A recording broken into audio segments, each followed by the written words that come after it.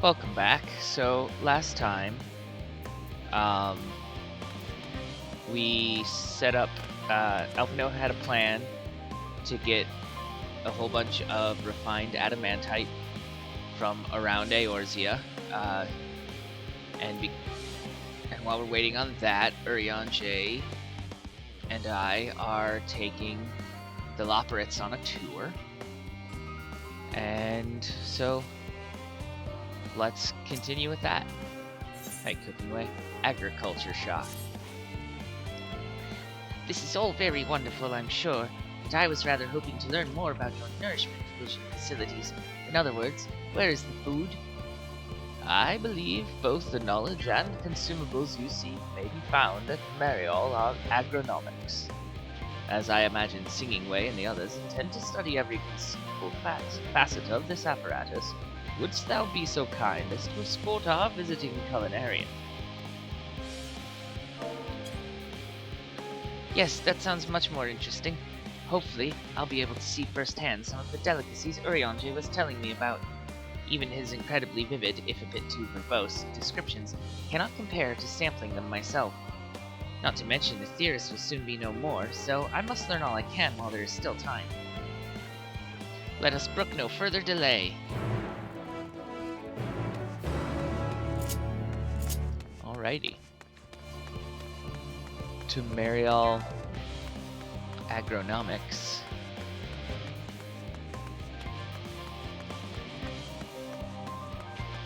A place that I will eventually learn to say instead of Argonomics, which is the economics of golden fleeces.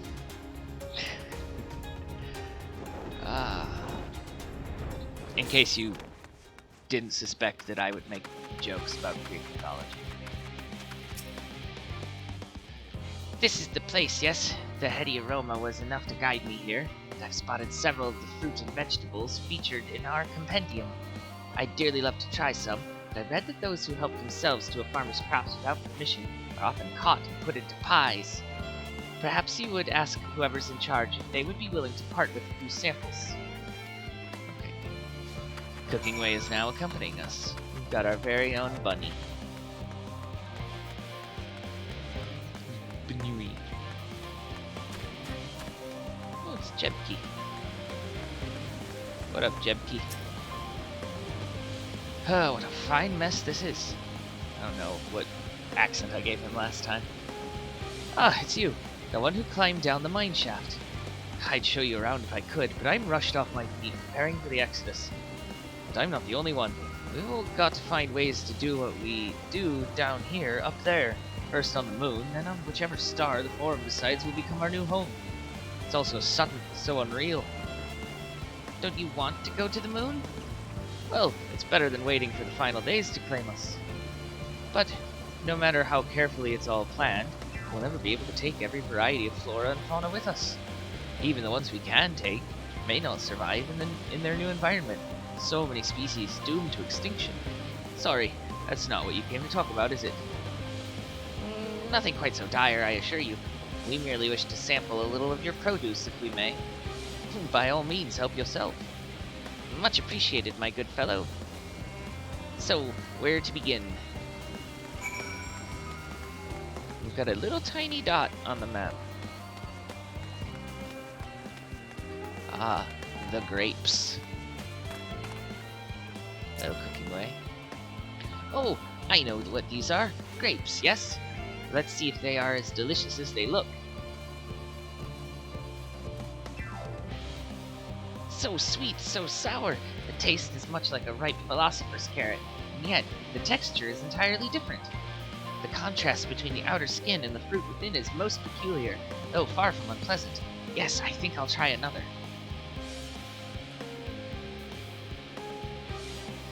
Well, that's certainly given me food for thought, though in a far less visceral manner than any philosopher's carrot. But, tell me, what is your opinion of grapes?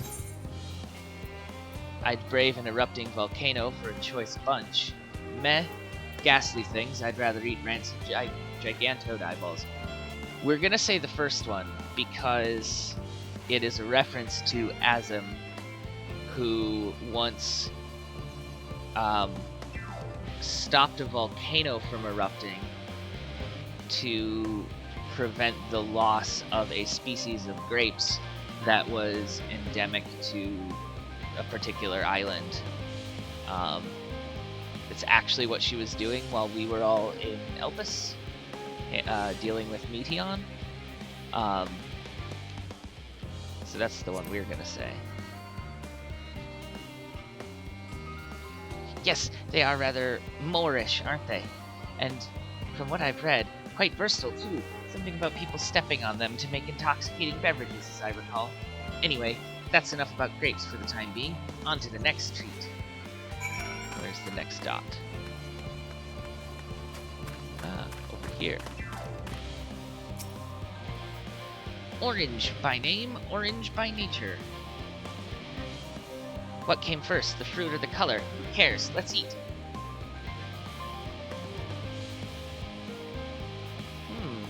Yes, that's...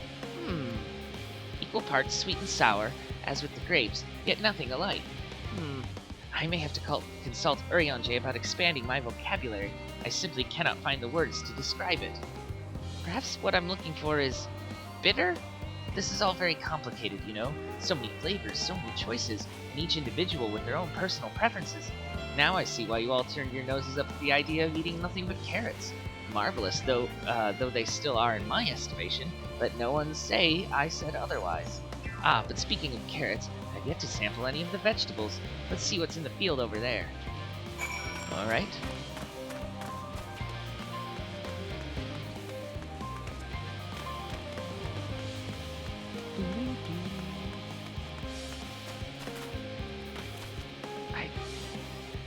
I guess those are supposed to be pumpkins. That color, that texture, are they some sort of enormous round carrots? No. In any case, proper nomenclature is less of a concern than the taste. Blech! It's so hard and flavorless. I may as well be chewing a piece of wood. That all but confirms it. These are nothing more than misbegotten failures masquerading as goodly carrots. That person over there, Deloise. Stop, stop, stop! Can't you see these are pumpkins? And no one with any sense would try eating them raw.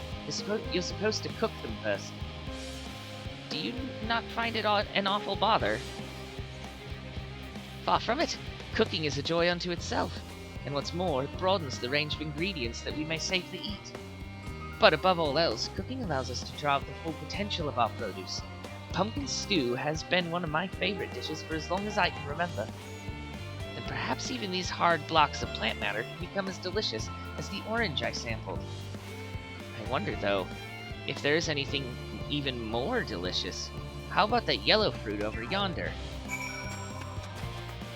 Uh-oh. What's it gonna be? It's lemons. What a wondrous fragrance! With luck, it'll have a flavor to match. As I've no idea how these are eaten, I'll just bite into it.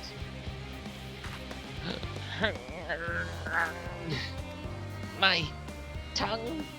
Is this poison? No, it's lemons. A lemon? You mean it's supposed to taste like this? How can something so similar to an orange be so revolting? Ack! It may be some time before my palate recovers from this ordeal. As such, I had best call an end to this round of sampling. Let's say our farewells and return to the others. Going back to Jebki.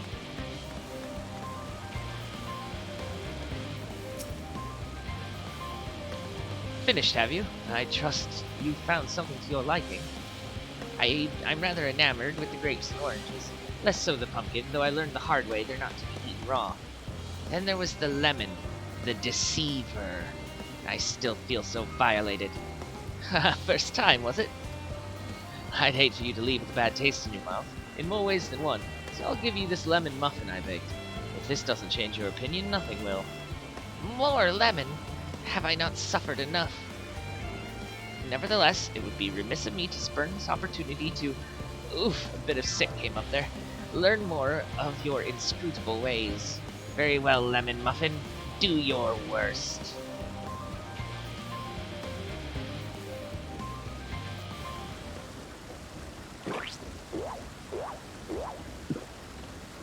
Dot dot dot.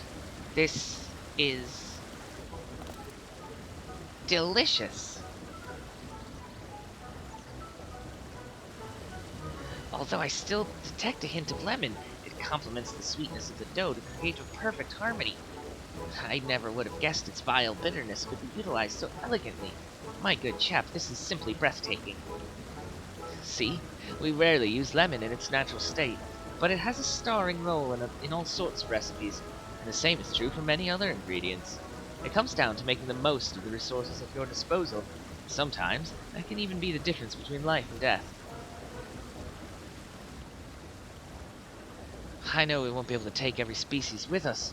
No doubt the Forum agonized over what was worth preserving and what will be consigned to history.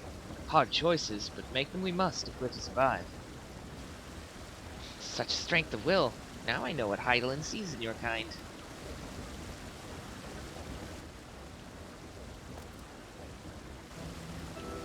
Mankind, the Loporits, we were both born from the accumulated knowledge of the ancients. They learned all there is to learn about the nature of sentient life and the fates of the stars themselves.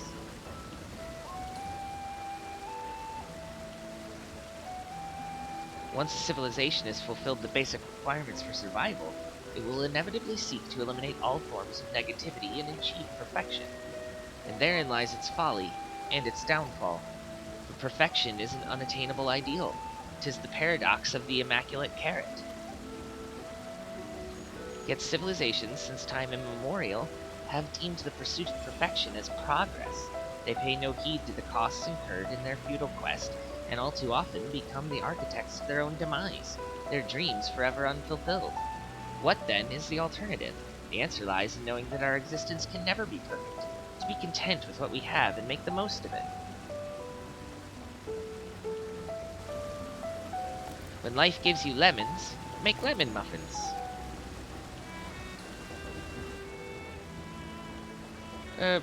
Pardon my Eorzean, but what in the seven hells are you on about? And who are you anyway? Cooking Way, at your service. I'm here to help prepare for the trip to the moon. And once you get there, you'll be able to try my carrots. I've been growing all different kinds. But don't worry, there'll be room for your crops too. We'll work together to preserve as many of Aetheris' species as possible, if you're up to the challenge.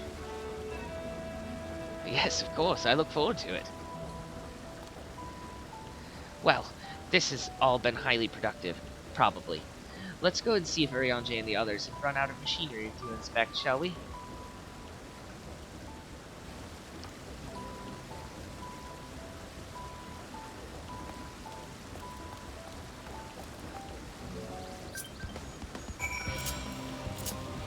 Back to Logisticon Alpha. On my Loch Ness monster.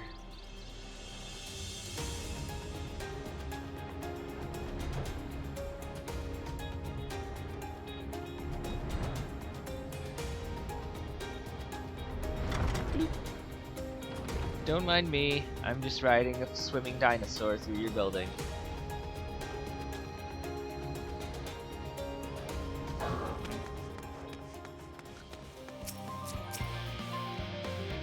That was most enlightening, especially the part with the lemon muffin. Actually, I was wondering, do you know of any other places famed for their cuisine? Limsa is home to the Culinarians Guild, and many less than savory establishments. The Far East has oodles of noodles. The Culinarians Guild is in Limsa.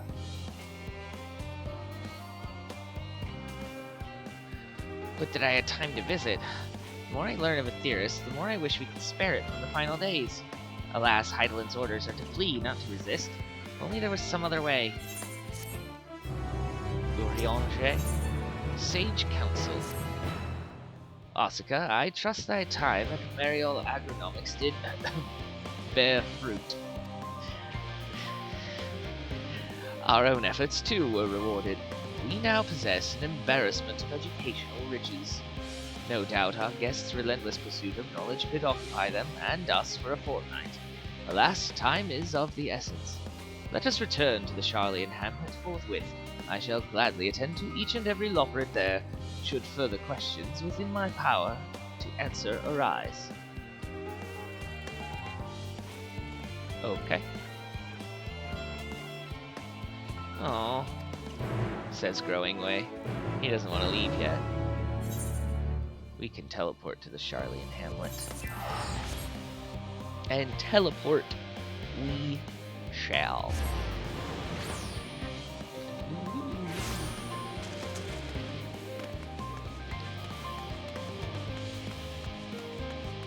Hello, Growing Way.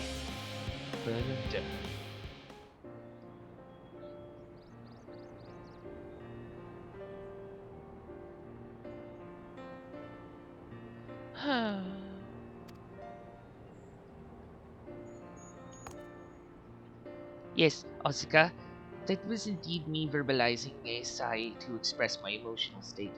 Do you want to know why? Because I saw the reconstructed environmental data from a theorist at Logisticon Alpha, that's why. A forest so lovely and so leafy.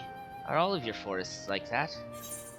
The Black Shroud is quite leafy indeed, and a place of utmost tranquility. They're verdant, at least. The trees of Dravania stand particularly proud. You should see the forest of the first. One was purple.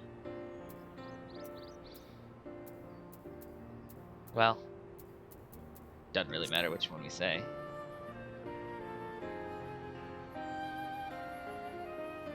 Gasp! Gasp, I say! With a star so wonderful, it comes as no surprise that you're reluctant to leave it behind. I was a fool to think otherwise, to assume that the moon was something worth being proud of. How ridiculous we must seem to you, trying so hard yet achieving so little. Not at all. Thy works are no less worthy for their uniqueness. I thought I heard tiny voices, says someone from... Oh, it's Thancred. Thancred!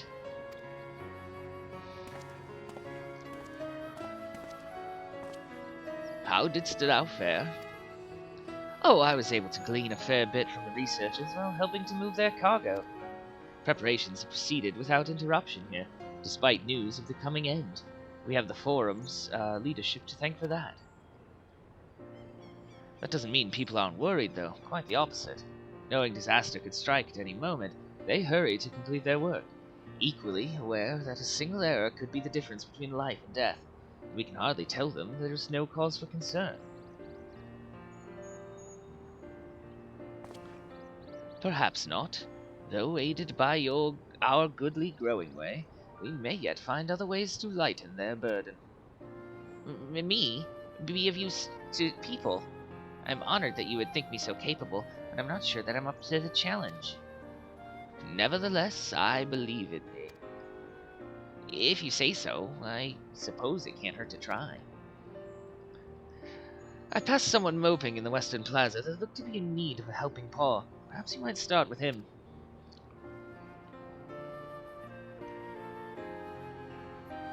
"'Tis as good a place as any. Come."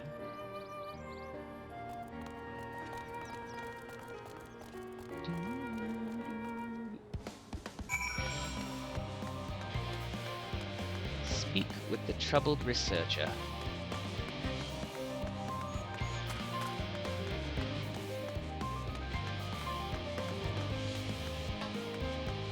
Hello, troubled researcher.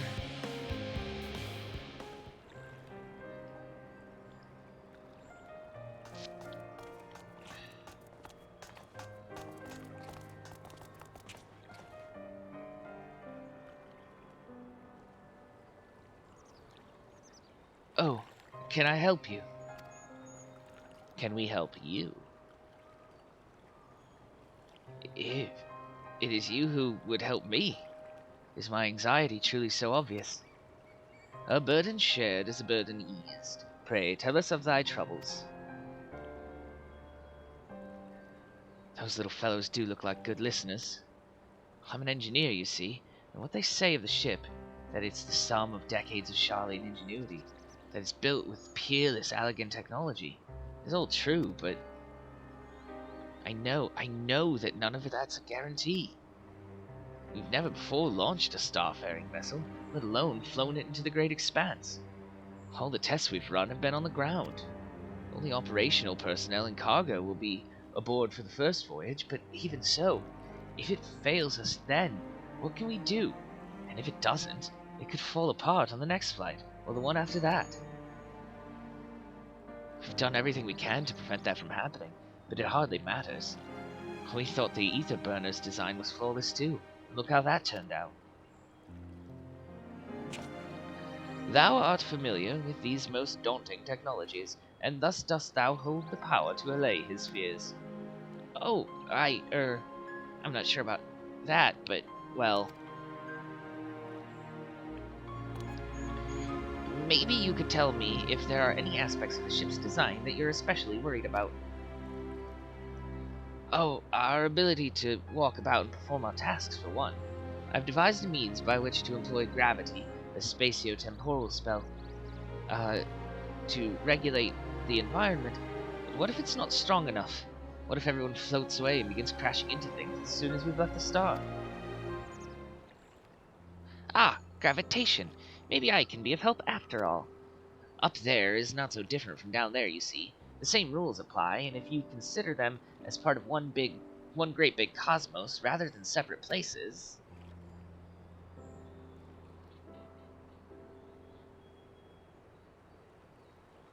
I suspect both parties shall find comfort in this conversation. Yet if Thancred's tale be true, still others would benefit from insights born of experience. Might I prevail upon the Loporrits to attend them? An excellent idea, if I do say so myself. There is naught we'd like more than to ease the hearts of the fine people of Aetheris, and learn more about them while we're at it. Full glad am I to hear it. Gather thy companions, and bring them hither. Asuka, thou hast a gift for finding souls in need of succor. Pray seek thee out the distressed and the apprehensive, and inform them that help is at hand. I shall await them here, that I might introduce each to a suitable Loporrit.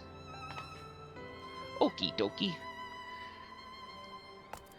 Oh, I do so look forward to that. A place for every Loporrit, and every Loporrit in their place.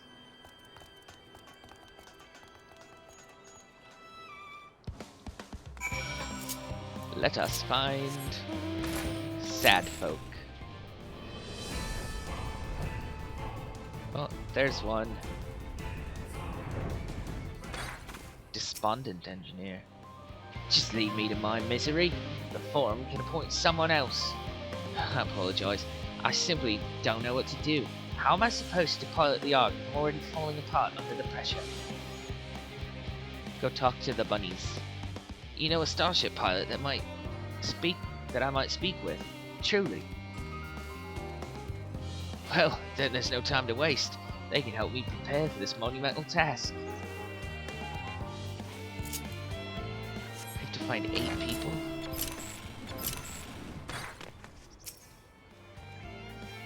Have you heard anything of what's on the moon? I have no doubt that we can make it up there, but the searching for a new star part of the plan sounds awfully vague to me. I asked the forum, but they will only tell us that our collaborators have everything under control. Forgive me, but I don't feel particularly safe wandering through the sea of stars on gods know what, made of gods know who.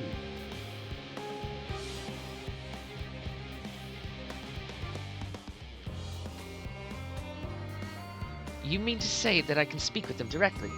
Amazing! I hope they like questions. Oh, they do. Oh, here we go.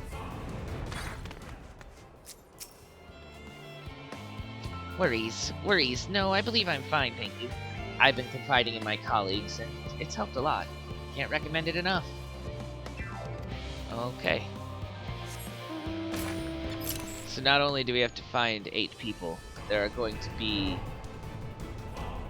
some that don't need help. we're going to go around the outside of the circle first, and then around the inside.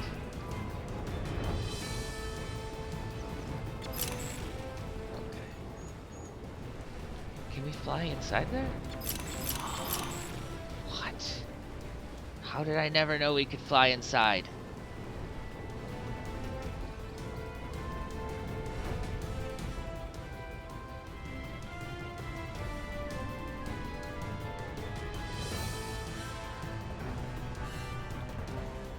Oh, there's someone. 56 bunches of weeds on the ground. 56 bunches of weeds. Rip one out, add to the mound. 55 bunches of weeds in the... Eep! I'm not neglecting my duties, I swear. I was in need of a little break, you see, and then I found myself unable to relax at all. So I went on a walk, and then I noticed all these weeds, and...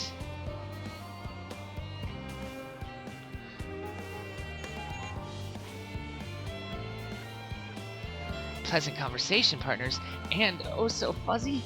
Oh goodness me, that does sound like a much better way to relax. Yes, go talk to the oh so fuzzy conversation partners. Oh, you there.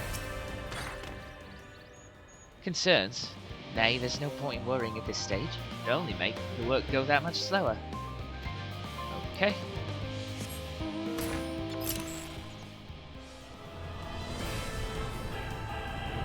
Alright. Completed one circle. Oh. Hello. What am I thinking about? The medical facilities on the ship, of course. I designed them with the assistance of our sages and chirurgeons. But to imagine every illness and injury that one might face in that great expanse is beyond any of us, to say nothing of the effects that living out there indefinitely might have on the body. The crew from the moon? Why did I not think of that?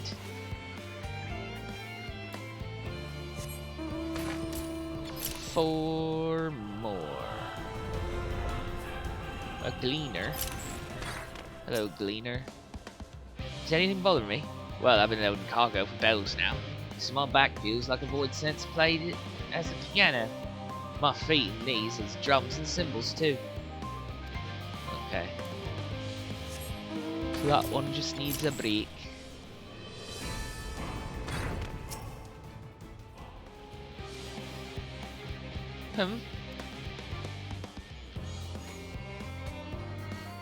Consult our collaborators. I suppose that would be more effective than sitting here brooding. I'm attempting to calculate how much cargo we can consolidate in fewer trips, should the ether burner make our original estimates unfeasible. But there are simply too many variables. Feels as if my brow will turn inside out. But perhaps our lunar associates will have more insight into how much weight constitutes too much weight for our purposes. Thank you for letting me know.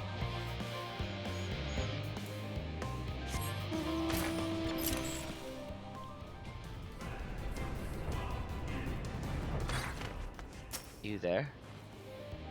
How might I help you? My, what a lovely idea!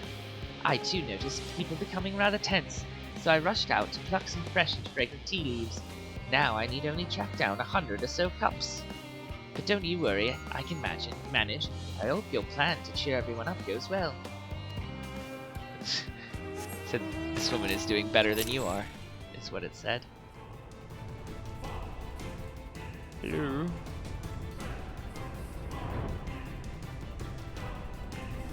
Ah. You there. Blasted assistants. Where have they gone off to at a time like this? Beg pardon, but I have not the time for idle chit-chat. I need to reconfirm that ether levels are consistent throughout the vessel's machinery. It seems I shall have to do so single-handedly. I swear when I find those assistants of mine. The Loporits are willing to help. Why didn't you say so? At least they won't moan about how they checked 24 times already and haven't slept in weeks. Lazy sods. Well, alright then.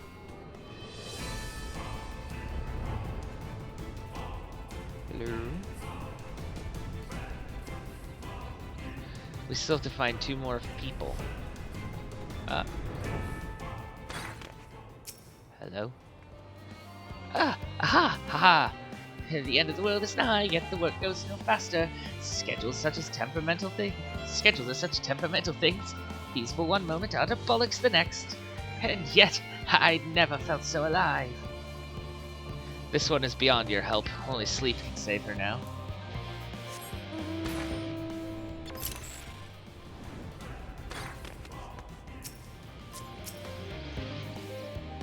You, yes, you idiot. Have you seen an envelope lying about? This imbecile refuses to give me the alchemy I ordered without that bloody slip of parchment.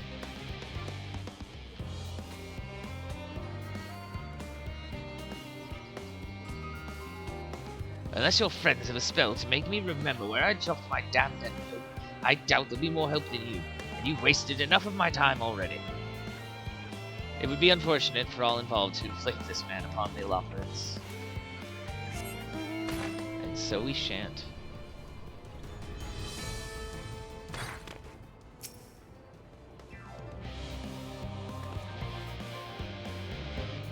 She didn't even say anything. My face!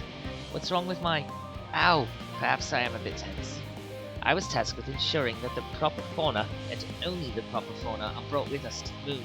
However, the suitability of a few species is still under debate, and I can hardly make the decision myself when I know so little about the environment up there. But there's a pirogo running around in the background. Including the Loporits in our discussions is a wonderful idea. I absolutely will, thank you. Perhaps their biology itself might offer some clue as well. Alright, we've got to find one more. See? It's a pirogo. But he's not wearing a hat, so I don't think it's one of Matoya's.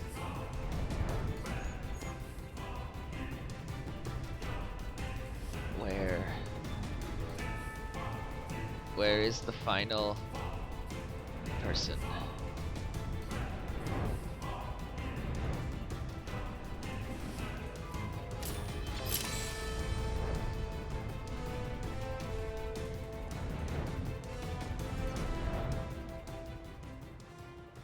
Everyone's gonna be up in the ham. Nobody's, even though the circle extends past the town, everyone is in it.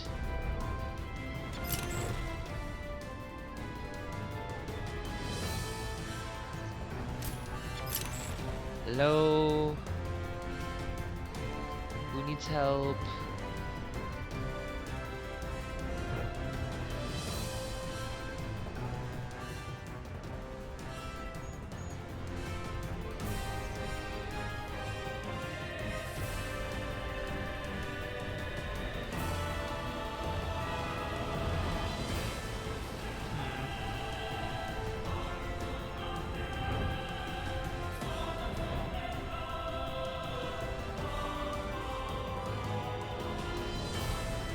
Ah, found you. By the gods, my chest is tight. Am I dying? Is this what dying feels like? Oh, do pardon me. I didn't see you there. There is no cause for concern, I assure you. No cause for concern, even though we may need to depart at any moment. If the hull I designed buckles under the strain, the entire vessel may explode on launch, claiming countless lives and dooming all mankind. But that is highly unlikely. Yes, highly unlikely. Highly. Our visitors can help me triple check for structural flaws, you say? Why, that would be wonderful. I'm breathing more easily already.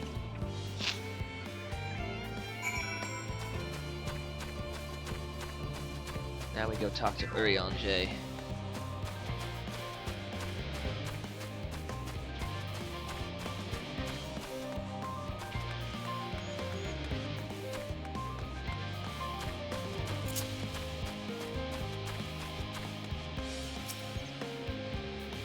Behold, Asuka, through thine efforts word hath spread throughout Labyrinthos.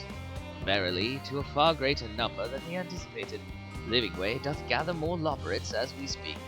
I shall assign each in accordance with their skills, that new bonds of friendship might be forged. Should greater matters require not thine attention, watch over them, I prithee. Where do we... Right here.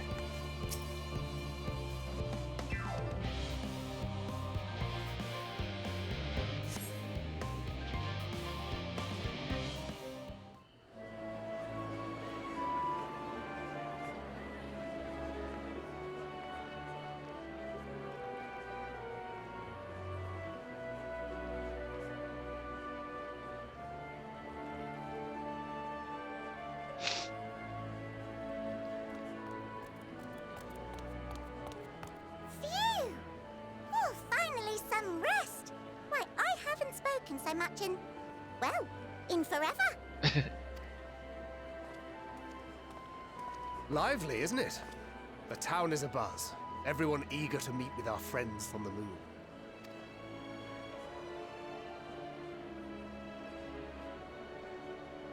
Twould behoove you to consult with Sleeping Way.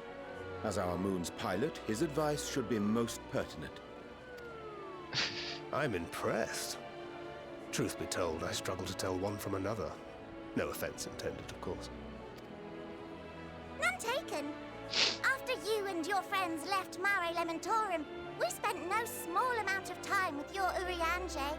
Oh, the conversations we had. He told us all about Atheris, answered our every question, no matter how trifling or trivial.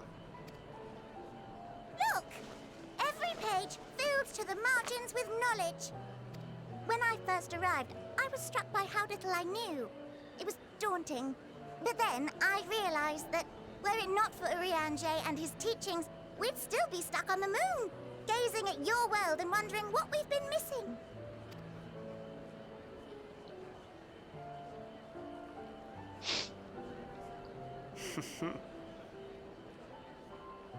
What would they think if they could see Urianger now? I dare say they'd be more than a bit surprised. And impressed, no doubt. Master Louisoix, Minfilia, Papalimo, and not to forget...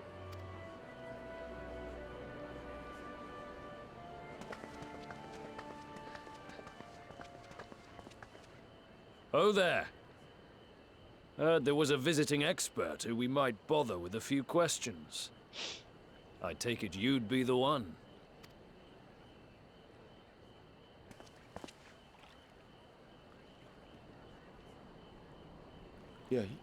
Yes, I am.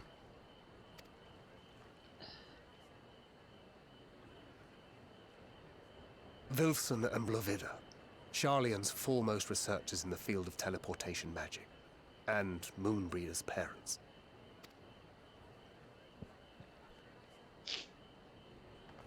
It hath been some time. 'Tis good to see you in good health. Likewise, old friend.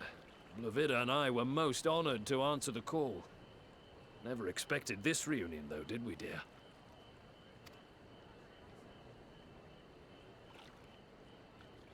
Alfei, the nerve.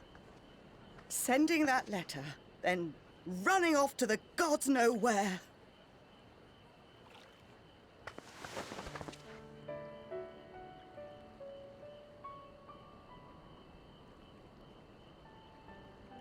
Do you have any idea how worried we were? I'm sorry. 'Twas remiss of me not to deliver the news in person. No, more than that. 'Twas I who... Our daughter was disillusioned after Master Louisoix left her behind. The day the Scions called upon her was the happiest I'd seen her in years. She made her every choice of her own free will. No one could have ever forced her to do otherwise. Don't blame yourself for her death. Celebrate her life. You know that's what she'd want. If there is one thing we resent you for, it was that we could not be there to mourn her with you. Reading the words you penned in that shaky hand, we must have cried as much for you as we did for her.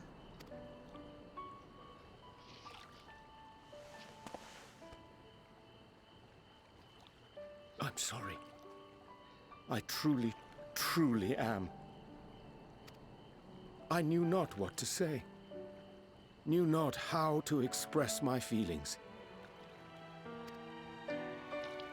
The poems and platitudes of wiser men, musings on sadness and loss, studied and memorized, and meaningless in the moment.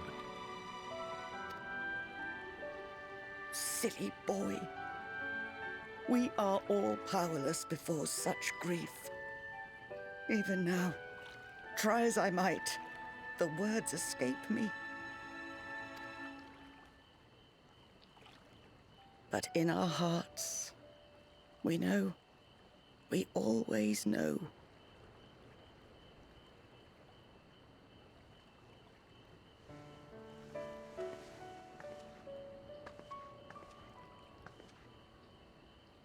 I remember when you were young, how the lads teased you for choosing the company of books over others.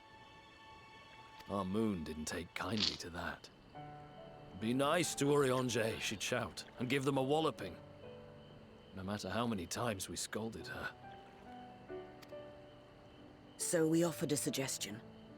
Rather than starting fights, why don't you be the bridge between Urianger and the others?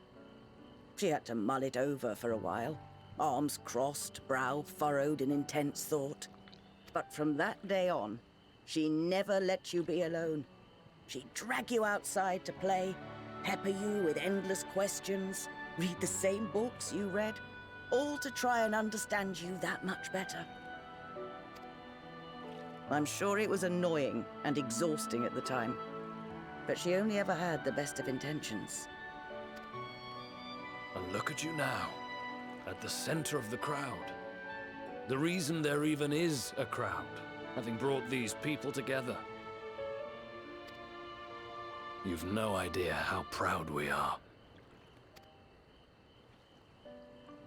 To see the boy, our daughter, trusted and believed in more than anyone, grow into the man she always knew he could be. I can see her in you too. Feel her. She walks with you wheresoever you go.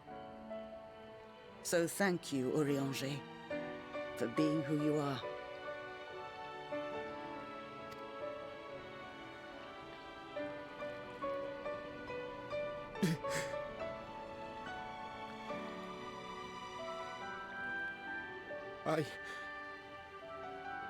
I think I can feel her too.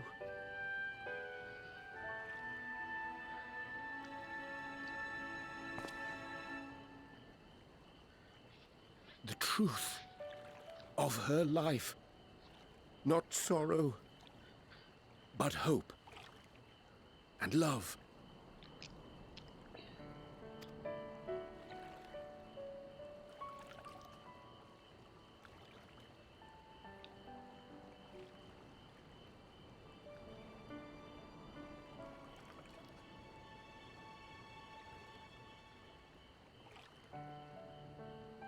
This moon breeder.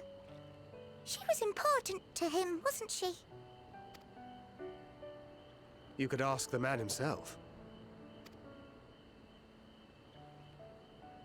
Oh, no. But watching this exchange reminds me how much I've yet to learn about your world. And its people. You can live here your entire life and hardly learn a thing. And that's why it's too soon for this to end.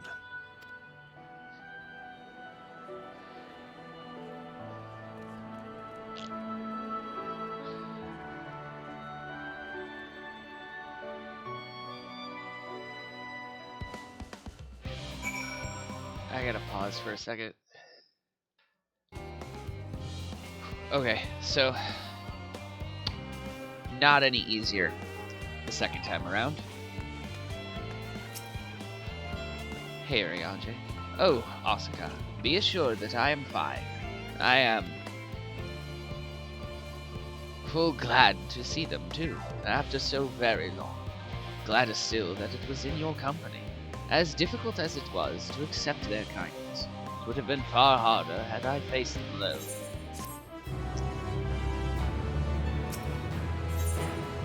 Hither and yarns. Ahem.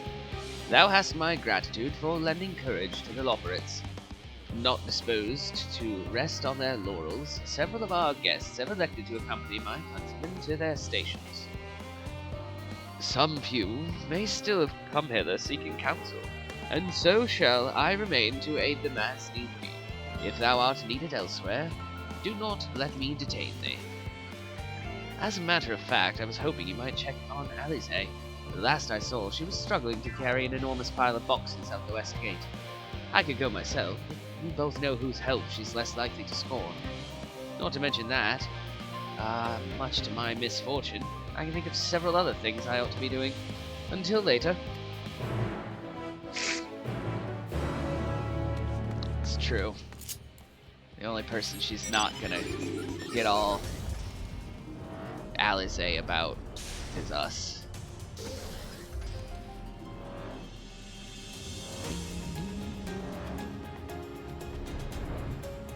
How far out the west gate did she go? Gosh darn.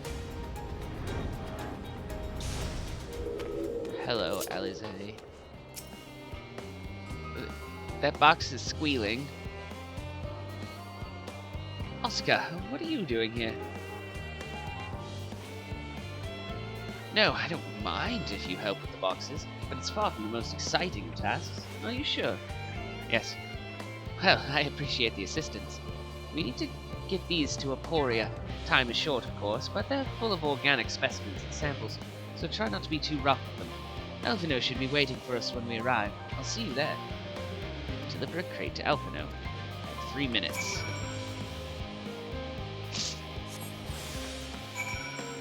And it's one of those, we're carrying the box, so we can't use any of our abilities or that make us faster.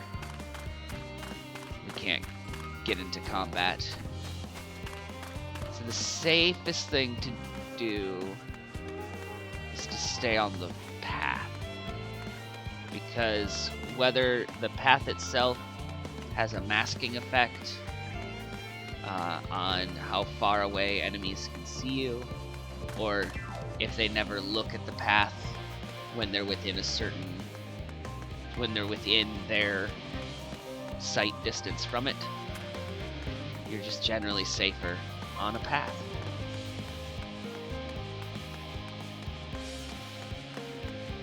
Although these ones aren't targetable because they're part of a fate that I would have to actively start by clicking on that next researcher over there. Hello, Alphino. Oh, helping with the crates. Wonderful. You can put that there with the others.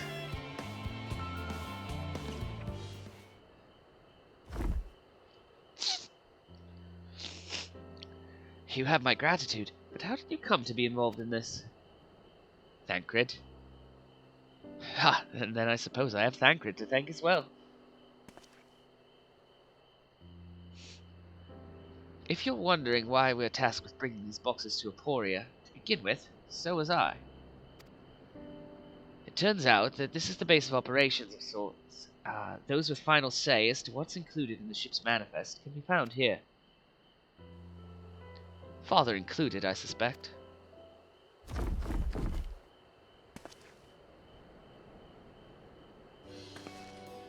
That should be everything. There were 3 more boxes there. You brought 3 boxes on your own. Show off. You carried all of that at once. Are you trying to injure yourself? Oh, hush. They're lighter than they look. And not everyone has your delicate arms. I suppose we should let someone know that we've finished. Theopolden is in the courtyard. We can report to him.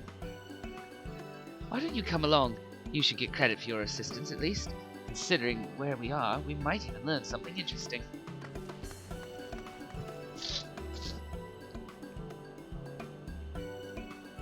Alright then.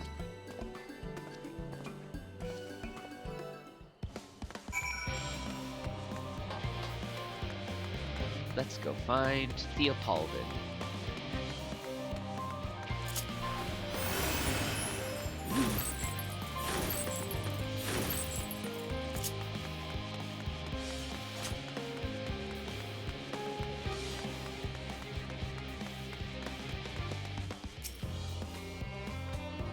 God, it never ends, does it?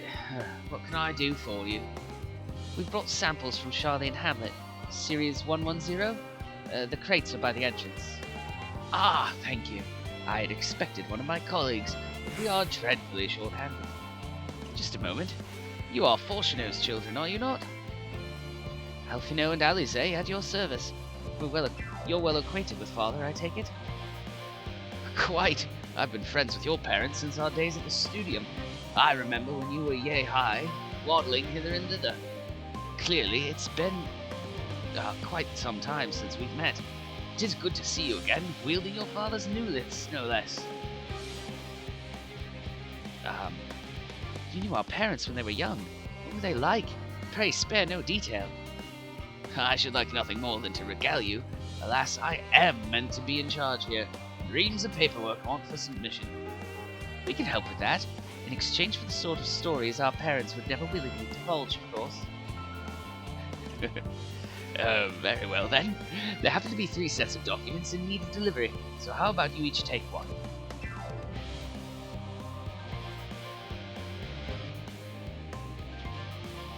Alright. Wait, right there.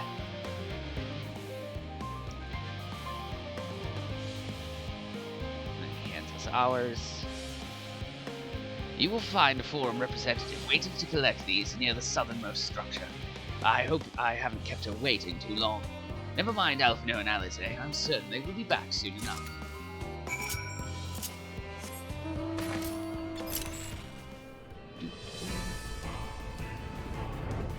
There you are, forum representative.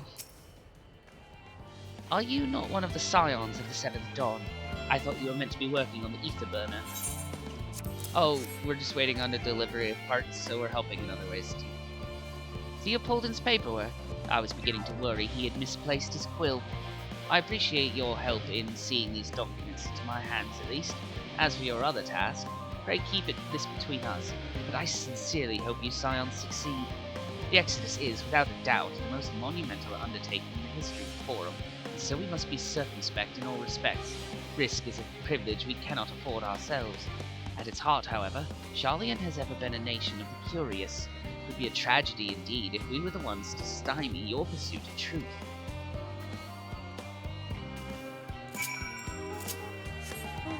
So she must have voted in favor of letting us help.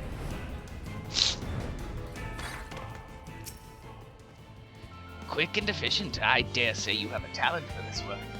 The twins' papers only needed to be delivered elsewhere in the facility, so they should be returning any moment.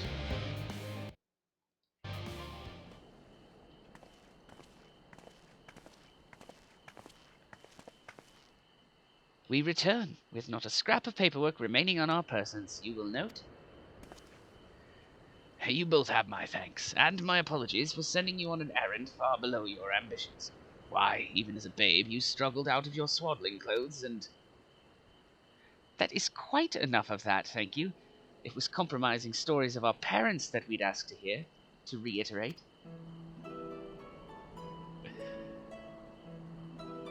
Of course. I've known your father so long, I must have something. Well, as you know, part of why the Levior name garners such respect in Charlian is your family's storied history. You too can trace your ancestry directly to those who came aboard Munkrep's Hope, a lineage few can claim. I never thought much of it myself. It's not as though our forebears founded our nation. They were simply there when it happened. Nevertheless, it has traditionally been a point of pride. 'Tis why Nunkrep's pronouncement, renounce the ways of war and pursue enlightenment through knowledge and reason, has ever been our family's creed. Until your grandfather's time, aye. Archon Louis Soir looked not to Nunkrep's words, but his deeds. He asserted, in defiance of his peers, that choosing to save the great and the small from the rising tides was the true mark of our founder's virtue. Perhaps it was his expertise, his knowledge of ancient prophecy, and the fall of civilizations that led him to conclude that to eschew conflict at every turn was to consign mankind to his doom. There will ever be conflict, and calamity will follow. Thus, to ignore the plight of those one might conceivably save is not wisdom, it is indolence. You remember his words well. Indeed, Archon Louis Soir lived by that personal creed, and used every means at his disposal to bring succor to those in need, Charlian or no. No one loved and admired your grandfather more than his son. Yet Fortunato could not reconcile Louis Soir's deeds with the philosophy of their forebears and his peers, a philosophy in which he believed so fervently, yet made a pariah of his father. Fortunato agonized over this contradiction for much of his life. God's father. A son may carry his father's blood, but his choices are his own to bear. Is it not always thus? God's no Fortunato is a cranky old goat, so I'm sure you butt heads often enough. Yet even so, you must know that you are constantly in his thoughts, every moment of every day, and that is not an exaggeration in the slightest. You should have seen him when you were born. Barely recognizable he was, with a kind of dumbfounded grin I'd not seen since he first took a fancy to your mother. He was practically skipping when he told me the news. Take my word for it, he loves you to an embarrassing degree. But he is also frustratingly single-minded. Once he's decided that a given action is best, he will stay the course no matter who or what opposes him. A profoundly annoying habit when you're on the other end of it, as I'm sure you will agree.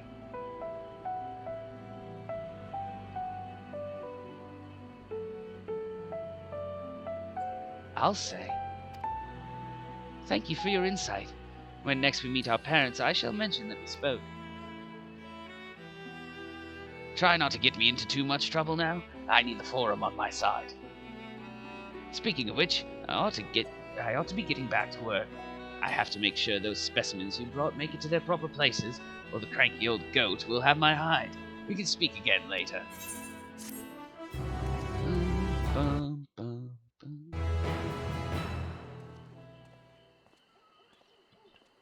Hail, you three. Oh, it's Graha. Graha, surely Coco hasn't driven you out of the forge already. For better or worse, no. However, he has set me a task that requires more than my single pair of hands, and here you are. I could use at least one of you, but I won't object to more. Unfortunately, Alice and I have prior commitments, and we have delayed too long as it is. What about you, Oscar? Can you spare the time? Of course. I've got time for Graha. Perfect. This shouldn't take too long. Alright. But we'll stop there for now. And when we come back, we'll see what Graha's task is.